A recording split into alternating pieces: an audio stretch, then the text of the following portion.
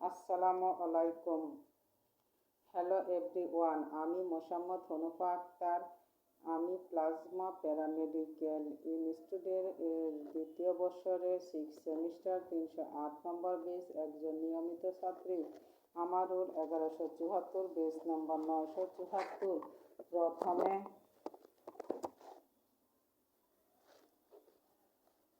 প্রথমে আমি আমাদের course instructor doctor S Aurangzeb স্যারকে আন্তরিকভাবে ধন্যবাদ ও কৃতজ্ঞ জানাচ্ছি।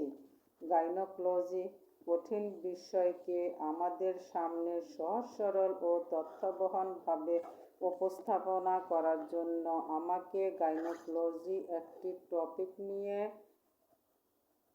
কিছু বলার সুযোগ করে দেওয়ার জন্য। আমি আজ গ্যালাক্টেরিয়া ইত্যাদি যে কোনো একটি টপিক নিয়ে আলোচনা করব। গ্যালাক্টেরিয়া কাকে বলে? স্নায়ু অধিক পরিমাণে দুধ সৃষ্টি হওয়া এবং কোনো সময় আপনার ক্ষেত্রে দুধ ঝরে পড়াকে গ্যালাক্টেরিয়া বলে।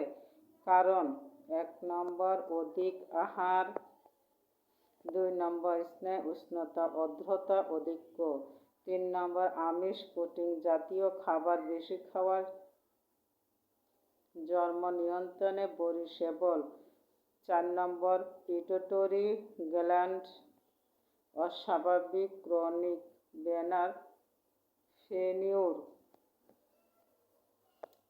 5 নম্বর হাইপোথাইরয়েডিজম ইত্যাদি কারণে হতে পারেন। লক্ষণ: স্থায়ীভাবে ভোঁতা ও ব্যথা হয়, কখনো কখনো স্নায়ু হতে দুধ ঝরে পড়তে থাকে, জ্বর থাকতে পারে। চিকিৎসা বিধি: ব্রেস্ট পাম্প বা অন্য কোনো উপায়ে দুধ বের করে দিতে হবে।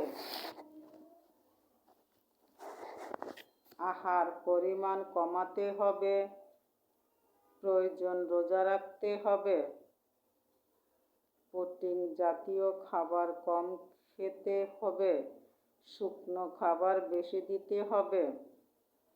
অন্য কোনো রোগের কারণে হলেও তার যথাযথ চিকিৎসা দিতে হবে।